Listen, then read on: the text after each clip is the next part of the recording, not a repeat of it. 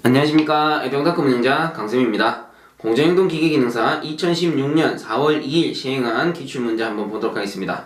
문제 1번 용접기 취급상 주의사항으로 틀린 것은 이라고 했네요. 자, 1번 용접기는 환기가 잘 되는 곳에 두어야 한다. 당연한 소리고요. 그 다음 2번에 2차 측 단자의 한쪽 및 용접기의 외통은 접지를 확실히 해둔다. 요거도 맞겠죠. 그래서 이 문제 같은 경우는 뭐 전기 용접기에 관한 설명인 것 같아요. 그 다음 3번 용접기는 지표보다 약간 낮게 두어 습기의 침입을 막아주어야 한다라고 되어 있는데, 습기의 침입을 막아주기 위해서는 지표면보다 약간 높게 설치하는 게 좋습니다. 그래서 1번에 틀린 것은 3번이 되겠죠. 그래서 4번은 맞으니까 한 번씩 더 읽어보시고요.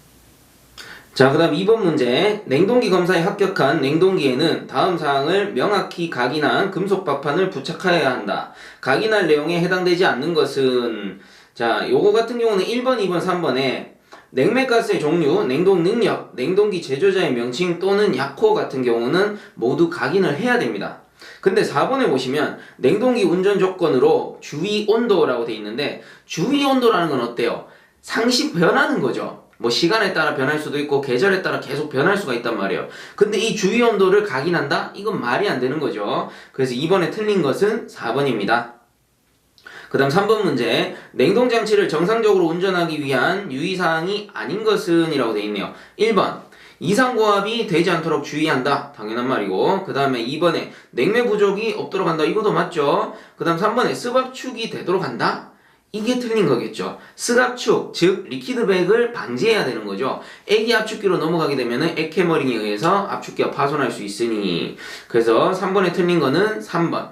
4번은 맞으니까 한 번씩 더 읽어보세요. 그 다음 4번 문제. 전동공구 작업 시 감전의 위험성을 방지하기 위해 해야 하는 조치는 감전의 위험을 방지한다. 접지가 되겠죠. 그래서 4번 문제의 답은 4번이 됩니다. 자, 그 다음 5번. 냉동장치를 설비 후 운전할 때 보기의 작업 순서로 올바르게 나열된 것은 이라고 되어 있네요. 자, 냉동장치를 최초 설치했을 때입니다. 요거는 뭐 우리 에어컨 설치하시는 분들은 아주 잘 아실 거예요. 최초 에어컨을 설치하면 결국 에어컨하고 배관을 용접해서 연결을 하잖아요.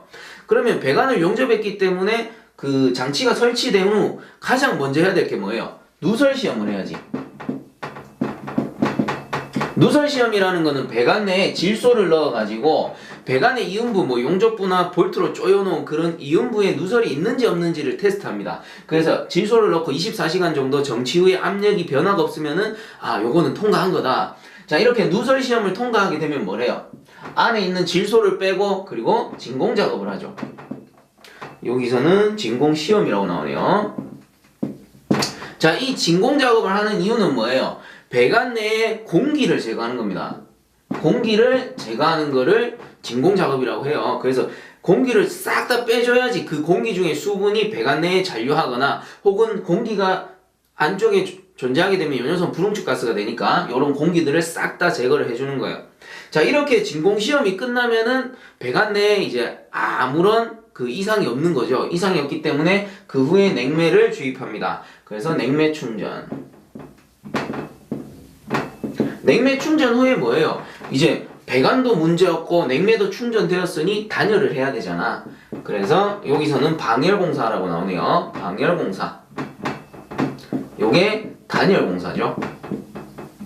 그리고 이제는 다 끝났으니까 냉동기 운전하면 되지. 냉각 운전. 자, 냉동장치를 설치 후에는 요런 순서에 의해서 작업을 하게 됩니다. 그래서 5번 같은 경우는 답이 1번이 되겠네요. 자, 그 다음 6번 문제. 배관 작업 시 공구 사용에 대한 주의사항으로 틀린 것은 이라고 있습니다. 1번 파이프 리머를 사용하여 관 안쪽에 생기는 거스러미 제거 시 손가락이 상처를 입을 수 있으므로 주의해야 한다. 요거는 맞겠죠. 그 다음 2번에 스패너 사용 시 볼트에 적합한 것을 사용한다. 이것도 뭐 상식적으로 맞는 거고. 그 다음 3번에 보시면 쇠톱 절단 시 당기면서 절단한다 라고 되어 있는데, 쇠톱으로 절단할 때는 밀 때 힘이 들어갑니다. 그래서 밀면서 절단하는 게 맞아요. 그리고 요거랑 같은 게 줄작업이죠. 줄작업 역시 밀면서 갈게 됩니다. 자, 그러므로 6번에 틀린 것은 3번. 4번은 맞으니까 한 번씩 더 읽어보시고요. 자, 그 다음 7번 문제. 다음 중 소화 방법으로 건조사를 이용하는 화재는? 이라고 돼 있네요. 자, 여기에서 화재 등급은 총 4가지예요. A급 화재, B급 화재, 그리고 C급 화재, D급 화재, 이렇게 4가지로 분류를 하게 됩니다. 그리고 여기에서 A급 화재는 일반 화재를 뜻하고요. 일반 뭐 목재라든가 이런 게 타는 걸 얘기하는 거겠죠. 그 다음 B급 화재는 유류 화재, 휘발유나 이런 액체 연료들. 그 다음 C급 화재는 전기 화재, 요건 뭐 변전실이라든가 이런 데서 화재가 발생했을 때. 그 다음에 D급 화재라는 거는 금속 화재를 얘기합니다. 자, 그렇다면 각 등급에 따라서 사용할 수 있는 소화기의 종류도 다를 거예요. 그래서 간단하게 정리합니다. 일단 요 A, B, C를 제외하고 D급은 딱 한 가지만 씁니다. 뭐를 쓰느냐? 건조사, 마른 모래죠. 그래서 A, B, C급 같은 경우는 뭐 소화기의 종류가 2개, 3개 이렇게 되는데, 금속 화재 같은 경우는 오로지 건조사를 사용해요. 그러면 일단 7번의 답은 D급 화재가 되는 거죠. 건조사를 사용하는 거. 자, 그러면 이제 나머지 A, B, C를 정리해보자면 A, B, C에 모두 사용 가능한 게 분말 소화기.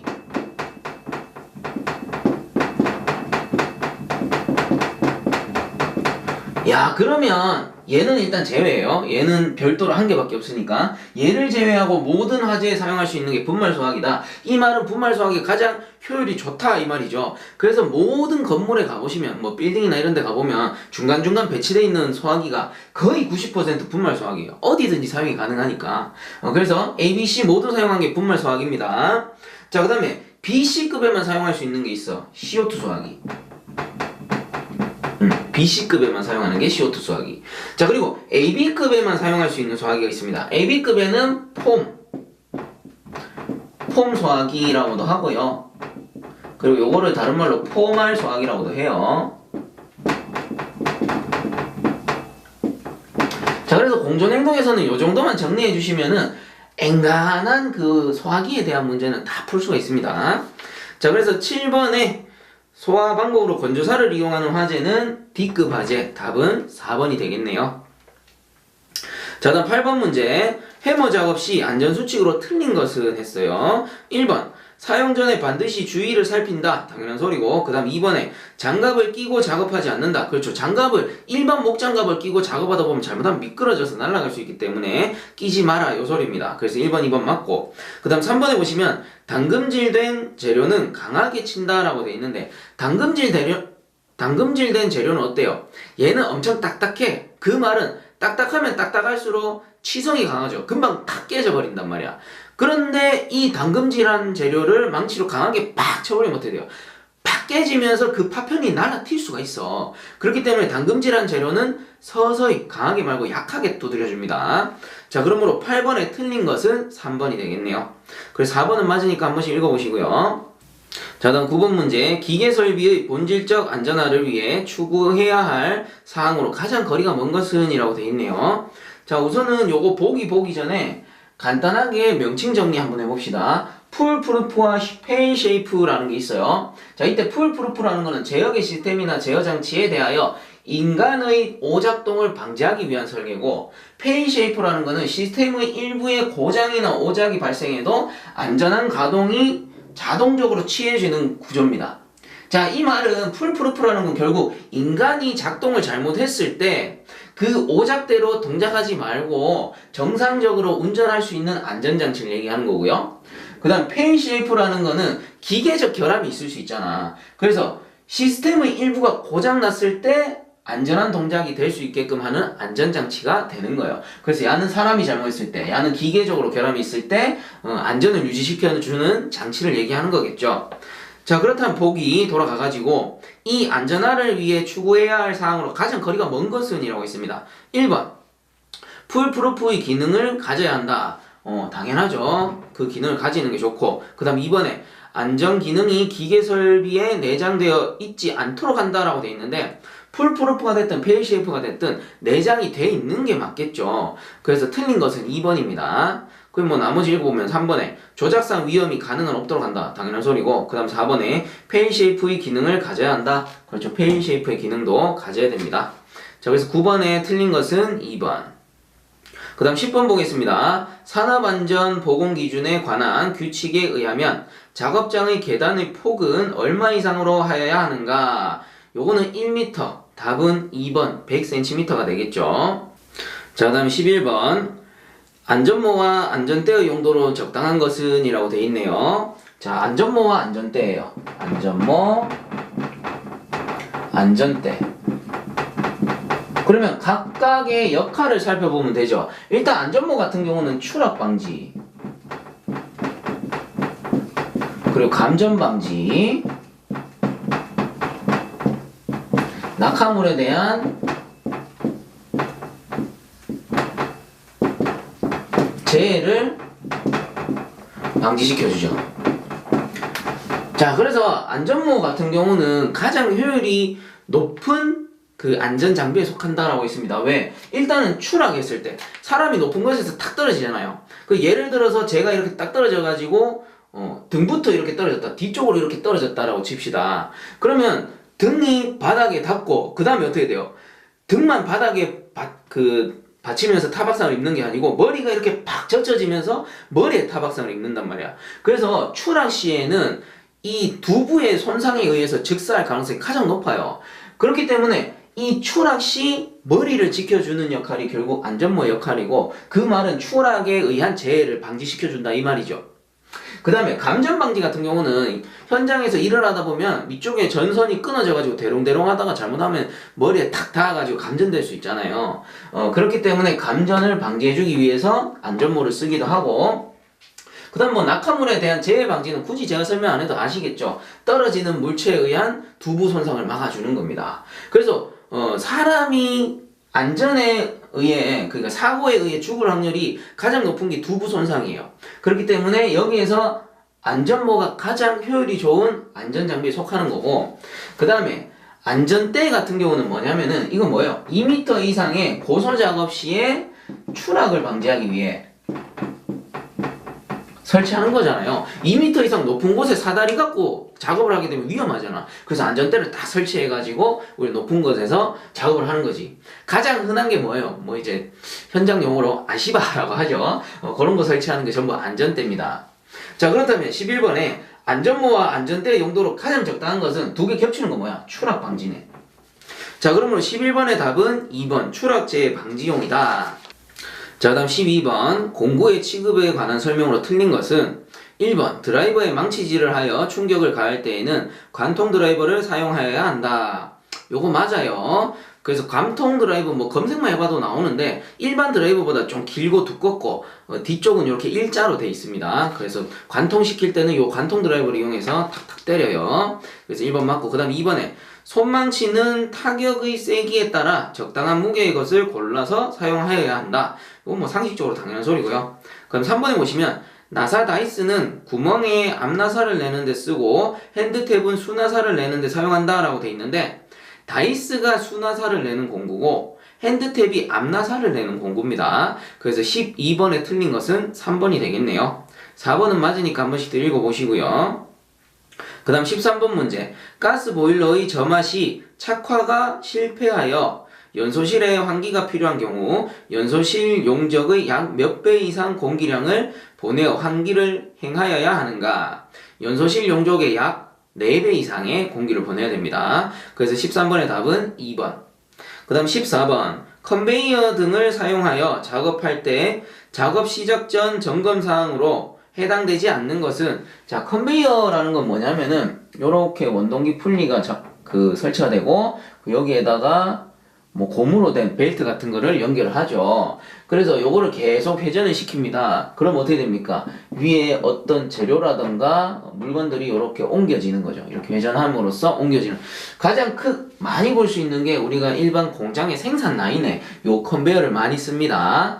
자, 그렇다면 이 컨베이어의 점검 사항에 해당되지 않는 것은 이라고 했으니까 1번에 원동기 및 풀리 기능의 이상 유무 당연한 거고, 그 다음 2번에 이탈 등의 방지장치 기능의 이상 유무, 요것도 맞겠죠. 그 다음 3번에 비상정지장치 기능의 이상 유무, 뭔가 이상이 생겼을 때 비상정지 해야지. 그래서 1, 2, 3번은 맞는 거고, 4번에 보시면 작업면의 기울기 또는 요철의 유무라고 되어 있는데 애초에 컨베이어라는 거는 기울기도 없고 요철도 없는 장치예요. 그래서 14번에 틀린 것은 4번이 됩니다. 자, 다음 15번 산소압력 조정기의 취급에 대한 설명으로 틀린 것은 1번 조정기는 견고하게 설치한 다음 가스 누설 여부를 비누물로 점검한다. 맞습니다. 그 다음 2번에 조정기는 정밀함으로 충격이 가해지지 않도록 한다. 당연하죠. 그 다음 3번에 조정기는 사용 후에 조정 나사를 늦추어서 다시 사용할 때 가스가 한꺼번에 흘러나오는 것을 방지한다. 요것도 맞아요. 일반적으로 산소용기의 가스 조정기 같은 경우는 사용할 때는 이 밸브를 조여가지고 압력을 올립니다. 그리고 다 사용하고 나서는 토치에 산소를 빼고 요 밸브를 다시 풀어가지고 압력을 낮춰놓죠. 그래서 3번에 대한 설명 맞습니다. 그 다음 4번 조정기의 각 부의 작동이 원활하도록 기름을 친다라고 돼 있는데 산소압력 조정기에 기름을 발라놓으면은 잘못하면 어떻게 돼요? 불씨만 탁 튀면은 폭발해버려요. 그래서 15번에 틀린 것은 4번이 됩니다. 그 다음 16번 1kg 기체가 압력 200kPa, 최적 0.5m 상승의 상태로부터 압력 600kPa, 최적 1.5m 상승으로 상태가 변하였다. 이 변화에서 기체의 내부 에너지 변화가 없다고 하면 엔탈피의 변화는? 이라고 물어봤네요. 자, 일단은 이런 문제 풀 때는 조건을 먼저 정리를 하세요. 우선 첫 번째 압력이 200kPa, P1의 압력이 200kPa 첫 번째 압력이죠. 그 다음에 첫 번째 최적 V1이 0.5m 상승, 이게 첫 번째 조건입니다. 그 다음 두 번째 조건 뭐예요? 변환 후에요. 변환 후에 P2의 압력이 600kPa, 그리고 변환 후에 최적 V2가 1.5m의 상승으로 변하였네요. 자, 그렇다면 이때 내부 에너지 변화가 없다고 했을 때 엔탈피 변화는 어떻게 되느냐? 자, 여기에서 엔탈피를 구하는 공식은 H는 U 플러스 PV입니다. 이게 뭐냐? 요게 엔탈피죠. 엔탈피. U가 내부 에너지. 요 P가 뭐예요? 압력. V가 최적이 되겠죠. 그리고 참고적으로 PV가 뭔데요? 일량이잖아, 일량. 이 말은 무슨 말이냐면은 내부 에너지, 내가 갖고 있는 에너지에다가 PV가 1이라고 있습니다. 1을 더해주면은 외부에서 들어온 1이에요. 1을 더해주면 결국 뭐야? 전체 열량, 엔탈피가 되는 거예요. 그래서 H는 U 플러스 PV 또는 U 플러스 W 해가지고 일량으로 표시하기도 합니다. 그렇게 구하게 되는데 이 문제에서는 압력과 최적을 줬으니까 요 공식으로 푸시면 되겠죠. 자, 근데 여기서 조건이 뭐야? 내부 에너지의 변화가 없대. 그러면 내부 에너지는 일정하니까 H1이든 H2든 내부 에너지 같네? 그러면 공식에서 내부 에너지는 지워줘도 상관이 없죠. 같은 거니까. 같은 값이니까 지워버려요. 자, 여기에서 구해봅시다. H1, 엔탈피 1 같은 경우는 결국은 H1은 어떻게 구해? 내부 에너지 사라졌으니까 압력 곱하기 최적이잖아요. 그래서 요거 두 개 곱하면 돼. 200 곱하기 0.5가 되고, 그러면 H2도 그렇죠. H2도 PV니까 600 1.5, 600 곱하기 1.5가 되겠네. 요렇게 해서 구해보니 값이 요 녀석은 100이 나오고 100kJ입니다.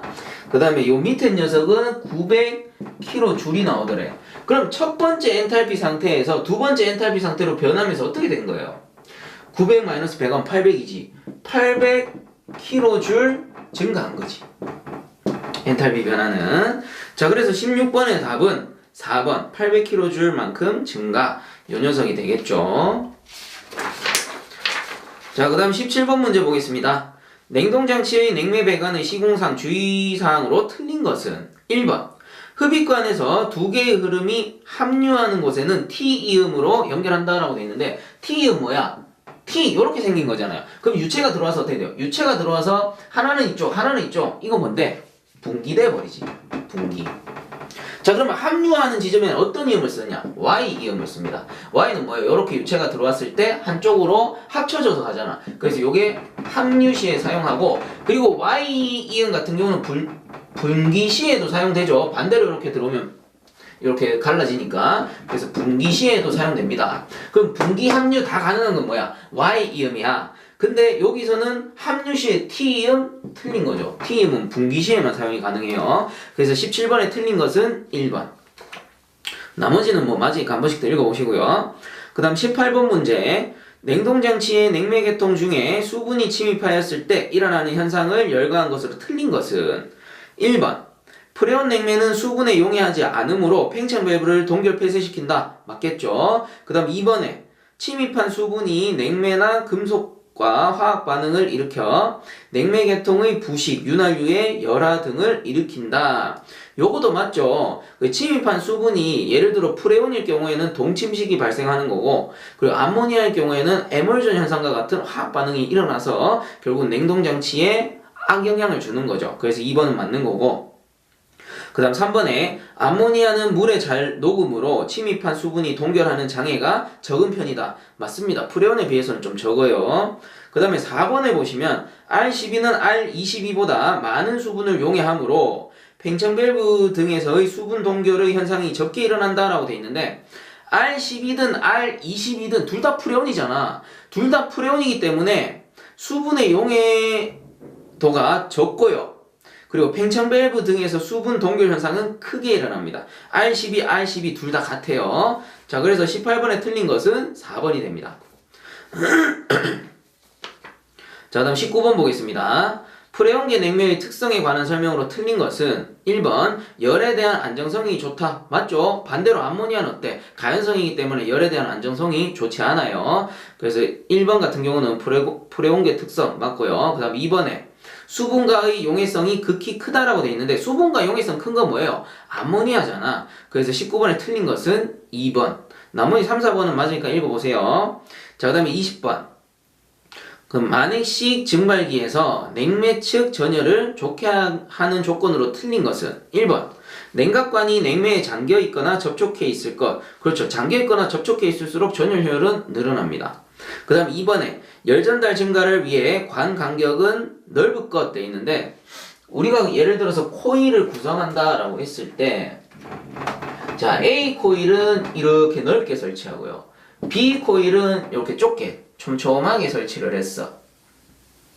자, 그러면 A 코일보다 B 코일이 길이도 길고 면적도 넓잖아요. 그렇기 때문에 전열 효율을 증가시키기 위해서는 관의 간격을 어떻게 해야 됩니까? 좁게 만들어야 되지. 자, 그러므로 20번에 틀린 것은 2번이 됩니다. 그럼 뭐 나머지 읽어보면 3번에 유막이 존재하지 않을 것, 순환이 좋으니까 전열 효율은 늘어날 거고, 그럼 4번에 평균 온도차가 클 것. 크다라는 말은 입구의 온도차와 출구의 온도차가 크다 이 말이죠. 그 말은 전열 효율이 그만큼 높다라는 소리입니다. 자, 그래서 20번에 틀린 것은 2번. 자, 다음 21번 문제. 냉동장치의 배관 설치 시 주의사항으로 틀린 것은 1번.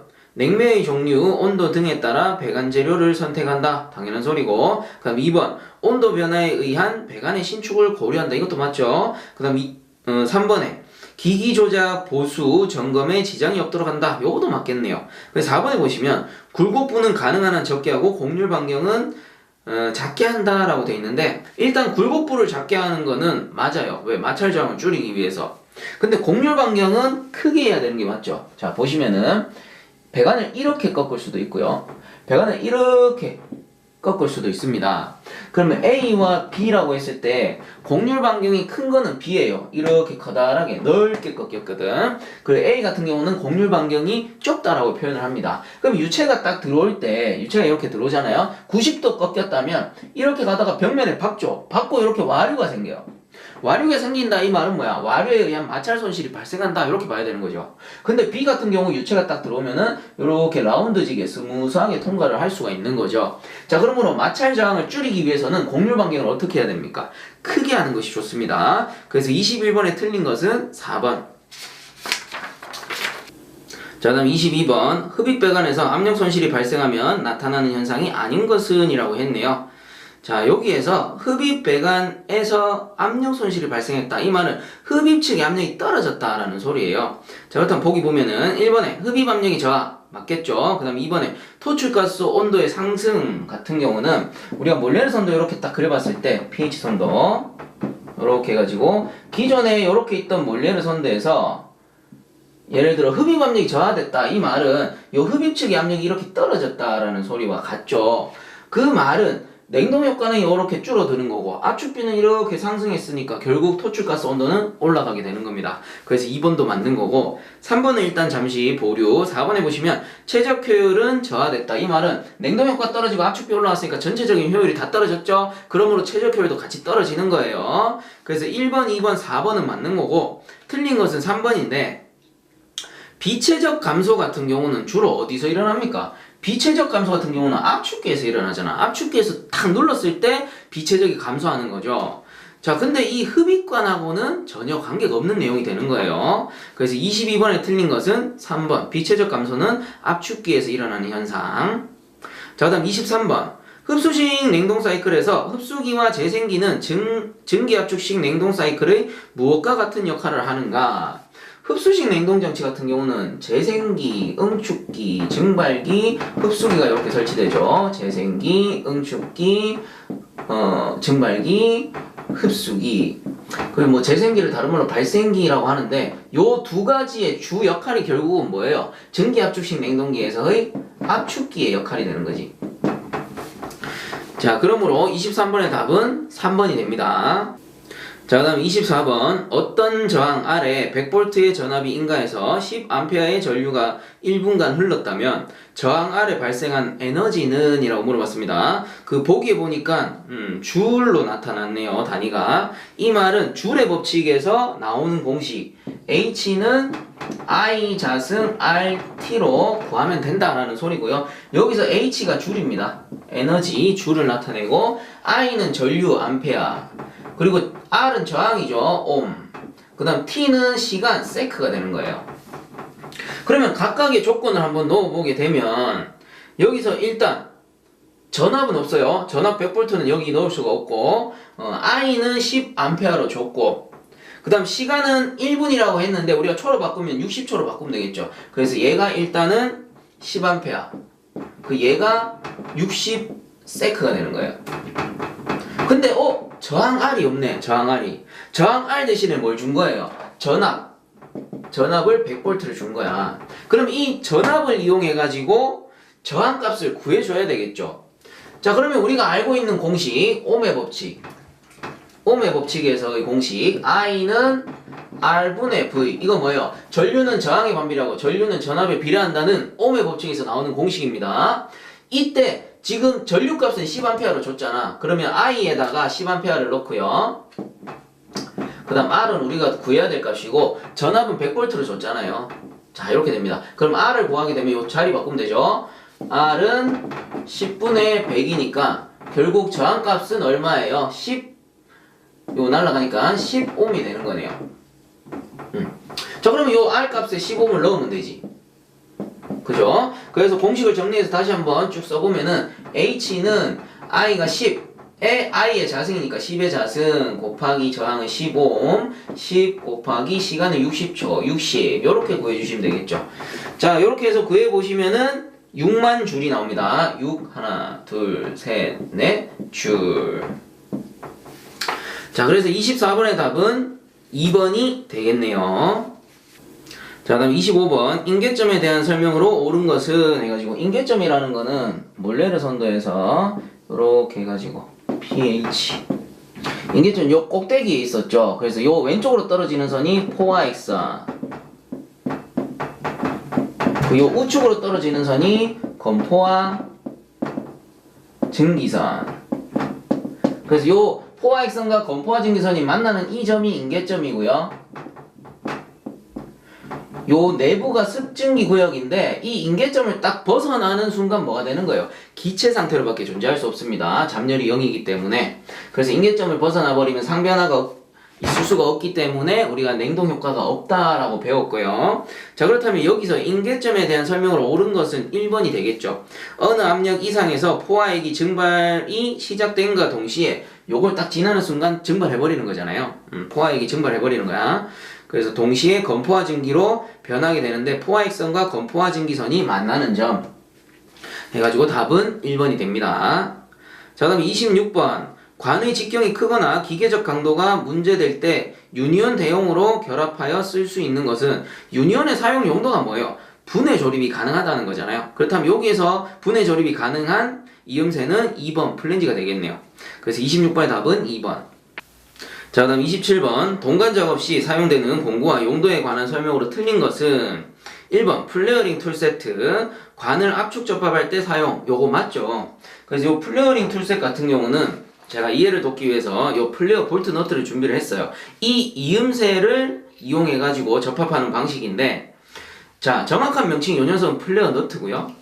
여기 안쪽에 있는 거 요 녀석이 플레어 볼트라고 합니다. 그럼 어떻게 접합을 하느냐? 어떻게 이음을 하느냐? 이렇게 동간이 있으면 동간 끝을 나팔 모양으로 성형을 해요. 이때 요 동간 끝을 나팔 모양으로 성형하는 공구를 플레어링 툴셋이라고 하죠. 자, 그래서 이렇게 성형이 되면은 너트에다가 탁 끼웁니다. 그럼 딱 걸려요. 그럼 이 너트를 어떻게 해요? 볼트에다가 이렇게 조이면 되겠죠. 딱 조여가지고 마지막에는 뭐 스패너가 됐든 몽키가 됐든 요 볼트와 너트를 잡고 꽉 조입니다. 꽉 조일 때 어떻게 되는 거야? 안쪽에 있는 나팔이 꽉 압축이 되는 거죠. 그래서 요 녀석을 다른 말로 압축이음이라고도 하고 플레어 이음이라고도 부르는 거예요. 자, 그래서 1번에 플레어링 툴셋 관을 압축 접합할 때 사용한다. 맞죠? 1번 맞고. 그 다음 2번에 튜브 밴더. 요거 밴딩기죠. 그래서 관을 구부릴 때 사용한다. 맞습니다. 그 다음 3번에 익스펜더. 요거는 확관기인데 보시면은 관 끝을 오므릴 때 사용한다. 틀렸죠. 관 끝을 확관할 때 사용합니다. 그래서 틀린 것은 3번. 그럼 4번은 사이징 툴, 관을 원형으로 정형할 때 사용한다 라고 해가지고 이거 사진으로 보고 싶다라는 분들이 너무 많으셔가지고 간단하게 제가 이렇게 첨부를 해드릴 거예요. 자, 그러면 사진을 보게 되면 하나는 받침대고 하나는 이렇게 길다란 막대처럼 생겼죠. 그럼 이 받침에다 그 동간을 딱 삽입해 놓고, 만약에 찌그러진 동간이 있다면 삽입해 놓고 이 막대로 꽉 눌러버리면 어떻게 돼요? 원형으로 되돌아간다라는 소리예요. 근데 사실 이 공구 많이 사용 안 합니다. 왜? 동간은 요 끝에 찌그러지면 어떻게 해요? 그냥 현장에서는 자르고 새로 사용을 하죠. 그렇기 때문에 굳이 돈 주고 이 공구까지 사야 되나? 그럴 필요 없습니다. 잘 사용 안 해요. 자, 그래서 27번의 답은 3번이 되겠네요. 자, 그럼 28번 액순환식 증발기에 대한 설명으로 옳은 것은 이라고 했습니다. 자, 여기서 말하는 액순환식 증발기라는 거는 액을 순환시킨다. 이거 뭐예요? 펌프를 이용해서 강제 순환시키는 거예요. 그럼 요 액순환식 증발기의 구성을 간단히 그려보면 이렇게 해가지고 액분리기가 설치가 되죠. 어큐뮬레이터라고도 하고 뭐 다른 말로 저압수액기라고도 합니다. 그럼 요 어큐뮬레이터에 팽창 밸브를 딱 설치를 하고 여기에서 배관을 빼요. 근데 액순환식이기 때문에 여기 펌프가 설치가 됩니다. 그리고 요 배관을 코일 형식으로 이렇게 만드는 거죠. 자, 그러면 이게 뭔데? 이게 증발기가 되는 거지. 그럼 여기 액이 들어가서 증발하고 나서 이쪽에 하부에는 액이 고일 거고 위에는 기체만 탁 고이니까 여기 기체부에서 요 증기 냉매만 압축기로 보내주는 방식입니다. 그 펌프로 이렇게 순환을 시키기 때문에 효율이 아주 좋은 편이겠죠. 자, 그렇다면 이 액순환식 증발기에 대한 설명을 옳은 것을 해가지고 1번에 오일이 체류할 우려가 크고 돼 있는데 펌프로 순환시키기 때문에 오일이 체류할 우려가 작습니다. 그리고 제상 자동화 역시 용이하고요. 그 다음 2번에 냉매량이 적게 소요되며 냉매량 같은 경우는 펌프를 순환시키기 때문에 그만큼 액이 많이 필요하죠. 그래서 냉매량이 많이 소요되고 저압수액기 등 설비가 복잡해진다. 이렇게 돼야 되겠죠. 그 다음에 3번 증발기 출구에서 액은 80% 정도이고 기체가 20% 정도 차지한다. 요 놈이 맞겠네요. 그래서 답은 3번이고 4번 같은 경우 증발기가 하나더라도 여러 개의 팽창 밸브가 필요하다 돼 있는데 반대죠. 팽창 밸브가 한 개더라도 여러 개의 증발기를 설치할 수 있습니다. 어떻게 합니까? 여기서 배관을 또 빼가지고 이렇게 코일 만들고 또 빼서 이렇게 코일 만들고 그럼 뭐 여기다 연결을 탁 시켜버리면 되죠. 그럼 팽창 밸브는 한 개인데 증발기는 하나, 둘, 세 개 이렇게 늘어날 수가 있는 거지. 자, 그러므로 28번에 맞는 것은 3번. 자, 그 다음 29번 팽창 밸브에 대한 설명으로 옳은 것은 1번 압축 증대 장치로 압력을 높이고 냉각시킨다. 이거는 뭐 말이 안 됩니다. 일단 압축 증대 장치라는 거는 압축기를 얘기하는 거잖아요.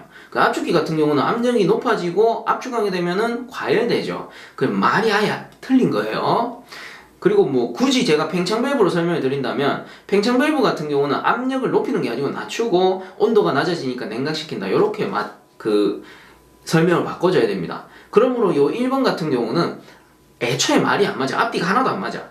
그래서 틀렸고. 그 다음 2번에 액봉이 쉽게 일어나고 있는 곳이다. 액봉이 쉽게 일어나는 거. 액봉이 뭔데요? 리퀴드백. 어딘데? 압축기죠. 그래서 1번, 2번 다 틀렸네요. 그럼 3번 같은 경우 냉동부하에 따른 냉매액의 유량을 조절한다. 요게 맞겠죠. 그래서 3번이 답이고 4번 같은 경우는 플래시가스가 발생하지 않는 곳이며 라고 돼 있는데 팽창 밸브는 그 교축을 시키게 되면 무화되잖아요. 무화되면 어떻게 돼? 일부는 기체가 되고 일부는 액체가 됩니다. 그 기체가 뭔데요? 플래시가스가 되는 거지. 그래서 플래시가스가 발생하고요. 그 일명 냉각 장치라고 부른다라고 돼 있는데 뭐 온도를 낮추니까 냉각 장치가 될 수 있지만 실제 냉동 장치에서 냉각 장치는 증발기가 되겠죠. 자, 그러므로 29번에 맞는 것은 3번밖에 없습니다. 그 다음 30번 문제. 증기압축식 냉동장치의 냉동원리에 관한 설명으로 가장 적합한 것은 증기압축식 냉동장치는 가장 기본이 되는 장치잖아요. 가정용 에어컨 생각하면 돼. 제가 첫 시간부터 그려드리는 구성도 압축, 응축, 팽창, 증발 요 구성도가 증기압축식 냉동기예요. 자, 그러면 이 녀석의 설명으로 가장 적합한 것은 2번이겠죠. 냉매의 증발 잡열을 이용한다. 이 증발기에서 냉매가 액체에서 기체로 바뀔 때 그 증발 잡열을 이용해가지고 실내를 냉각시킨다. 그래서 30번에 맞는 것은 2번. 그 다음 31번. 정연파 교류에서 전압의 시료값을 나타내는 식으로 옳은 것은 단 전압의 최대값은 Vm, 평균값은 VA라고 한다. 해가지고 자, 요식만 기억하세요. 최대값은 시료값에다가 곱하기 루트 2 한 것과 같습니다. 자, 그럼 여기서 시료값을 구하게 되면 시료값은 루트 2가 내려가겠죠. 루트 2분의 최대값이 되겠지. 자, 그래서 요거를 전압으로 표시하면 시료값 V는 루트 2분의 최대값 Vmax가 됩니다. 그 예를 들어 전류로 표시할 수도 있겠죠. 전류의 시료값을 구해라. I는 루트 2분의 Imax 이렇게 표시해주면 되는 거예요. 자, 그렇다면 31번에 맞는 것은 2번이 되겠죠. V는 루트 2분의 VM이 됩니다. 자, 다음 32번 용접형 압축기에 대한 설명으로 틀린 것은 이라고 됐네요. 자, 이 용접형 압축기라는 거는 뭐 왕복동식 압축기도 있을 수 있고 그리고 회전식 압축기도 있을 수 있죠. 자, 이렇게 있으면 왕복동식 압축기는 피스톤이 왕복 운동하면서 어디를 압축합니까? 여기 위에 있는 공간을 압축하잖아. 그래서 공간을 압축한다라고 해서 최적식이라고 하는 거고 뭐 다른 말로 용접식 이렇게 얘기하는 겁니다. 회전식도 어때? 이 공간을 압축하게 되죠. 그리고 뭐 참고적으로 스크류식도 있는데 그건 뭐 굳이 그리진 않겠습니다. 그래서 이 용접형 압축기에 대한 설명으로 틀린 것이라고 했어요. 자, 1번 압축실 내의 최적을 감소시켜 냉매의 압력을 증가시킨다. 맞죠? 요 최적을 확 눌러버리잖아요. 1번 맞고. 그 다음 2번에 압축기의 성능은 냉동 능력, 소비 동력, 소음, 진동감 및 수명 등 종합적인 평가가 요구된다. 맞겠고. 그 다음 3번에 압축기의 성능을 측정하는 데 유용한 두 가지 방법은 성능 개수와 단위 냉동 능력당 소비 동력을 측정하는 것이다. 이것도 맞네요. 근데 4번에 보시면 개방형 압축기의 성능 개수는 전동기와 압축기의 운전 효율을 포함하는 반면 밀폐형 압축기의 성능 개수에는 전동기 효율이 포함되지 않는다? 당연히 포함돼야 됩니다. 그래서 32번에 틀린 것은 4번. 자, 다음 33번. 냉매 건조기 드라이어에 관한 설명으로 옳은 것은 해가지고 이 드라이어 같은 경우는 주로 프레온 냉동장치에 사용을 하고요. 프레온 냉동장치 같은 경우 수분이 조금만 침입해도 동침식, 동부착, 그리고 팽창 밸브, 동결 폐쇄 등의 악영향이 일어나기 때문에 필수적으로 사용을 하게 됩니다. 그렇다고 뭐 암모니아 아예 사용을 안 하느냐? 때에 따라서는 뭐 암모니아에서도 사용을 하게 되겠죠. 왜? 암모니아도 수분이 침입하면 윤활유와 암모니아가 섞이면서 오일 포밍 현상이 일어나니까 사용을 해주는 게 좋긴 하지만 대부분 프레온에 사용을 한다. 이렇게 기억을 해주세요. 자, 그래서 건조기에 대한 설명으로 옳은 것은 1번 암모니아 가스관에 설치하여 수분을 제거한다. 아니고요. 프레온 냉매에 액관에 설치를 하게 돼요. 그래서 1번은 틀렸고 그 다음 2번에 압축기와 응축기 사이에 설치한다. 압축기, 응축기 사이에는 유분리기가 설치되죠. 굳이 따지자면 드라이어 같은 경우는 수액기와 팽창 밸브 사이에 설치가 됩니다. 그 다음 3번 프레온은 수분에 잘 용해되지 않으므로 팽창 밸브에서 동결을 방지하기 위하여 설치한다. 맞겠죠? 그래서 맞는 것은 3번이고 4번은 왜 틀렸냐? 건조제로 황산, 염화칼슘 등의 물질을 사용한다라고 돼 있는데 황산, 염화칼슘이 아니고 실리카겔, 활성알루미나, 물리크로시브, 소바비드, 리튬 브로마이드 등을 사용하게 돼요. 그래서 33번에 맞는 것은 3번. 그 다음 34번 스윙형 체크밸브에 관한 설명으로 틀린 것은 이라고 했네요. 자, 이 체크밸브를 다른 말로 역류 방지 밸브라고도 하죠. 그래서 이 체크밸브의 종류는 크게 두 가지입니다. 우선은 스윙형 같은 경우는 이렇게 해가지고 요 축을 기준으로 해서 이렇게 설치해야 되는데 유체가 들어오게 되면 이 밸브의 그 축이 이렇게 열리면서 유체가 공급됐다가 반대로 펌프를 딱 끄게 되면 반대로 이렇게 유체가 오게 되면 얘가 탁 닫히면서 역류를 방지하게 됩니다. 그리고 요게 스윙형이고 그리고 한 가지 더 리프트형이라는 게 있어요. 리프트형은 내부 구조가 간단하게 그리면 요렇게 해가지고 여기에 볼로 이렇게 막습니다. 이게 일종의 플루트예요. 그럼 유체가 이렇게 들어오잖아요. 그럼 유체의 부력에 의해서 얘가 밀려 올라가. 이렇게 밀려 올라가면서 유체가 이렇게 지나가는 현상입니다. 그럼 유체가 아니고 플루트가 이렇게 올라갔다가 이 유체가 반대로 오게 되면 플루트가 다시 이렇게 눌려가지고 닫혀버리겠죠. 이런 식으로 역류를 방지하는 밸브가 되는데, 자 보시면 아시겠지만 얘는 부력에 의해 움직이기 때문에 이 볼 자체가 엄청 가벼워요. 그럼 이 리프트형을 수직으로 딱 설치해버리면 이 볼 자체가 이렇게 왔다 갔다 자기 마음대로 해버린단 말이에요. 이 중력에 의해서 이렇게 닫혀야 되는데 중력이 없다 보니까 왔다 갔다 열려있다가 닫혀있다가 지 마음대로 해요. 그렇기 때문에 리프트형은 오로지 수평에만 사용이 가능합니다. 그리고 스윙형 같은 경우는 어때? 스윙형은 수직 수평 다 가능해요. 이거 세워도 되고 눕혀도 되고 어차피 열렸다가 닫히는 거 위에 이렇게 눕혔을 때도 이렇게 있다가 열렸다가 닫히는 거 똑같죠. 그렇기 때문에 수직 수평 다 사용이 가능합니다. 그래서 기억을 하실 때는 스윙형은 수직 수평 다 가능하고 대용량에도 대형 냉동장치에도 사용이 가능하고 리프트형은 수평에만 사용이 되고 주로 소형에 사용이 된다라는 거. 그럼 34번 돌아가가지고 스윙형 체크밸브에 관한 설명으로 틀린 것은 했으니까 1번에 호칭 치수가 큰 관에 사용된다. 맞죠? 대형에 사용된다라고 했습니다. 그 다음 2번에 유체의 저항이 리프트형보다 적다. 맞아요. 이 리프트형은 어때? 유체가 한번 딱 꺾이잖아. 꺾이는 만큼 와류와 마찰 저항이 생기는 거고 얘는 안 꺾이고 그냥 확 통과하게 되죠. 그래서 유체의 저항이 리프트형보다 적다. 맞습니다. 그 다음 3번에 수평 배관에만 사용할 수 있다라고 되어 있는데 어때요? 수직 수평 다 사용이 가능하다라고 했습니다. 그러므로 틀린 것은 3번이 되겠네요. 4번 같은 경우는 맞으니까 한 번씩 더 읽어보시고요. 자, 그 다음 35번 냉동 사이클 내를 순환하는 동작 유체로서 잡열에 의해 열을 운반하는 냉매로 가장 거리가 먼 것은 이라고 되어 있습니다. 자, 잡열을 이용하는 냉매가 1차 냉매고요. 1차 냉매라는 게 뭔데? 장치 내를 직접 순환하면서 냉매 자체가 그놈이 직접 증발하고 뭐 응축하고 요런 게 1차 직접 냉매라고 있습니다. 자, 그러면 잡열을 이용하는 냉매 같은 경우는 1번 1차 냉매 맞고 2번에 암모니아도 1차 냉매에 속하고요. 그 다음 3번에 프레온 역시 1차 냉매에 속해요. 근데 4번에 브라인은 뭐예요? 요건 대표적인 2차 냉매로서 현열에 의해서 운반이 된다라고 했습니다.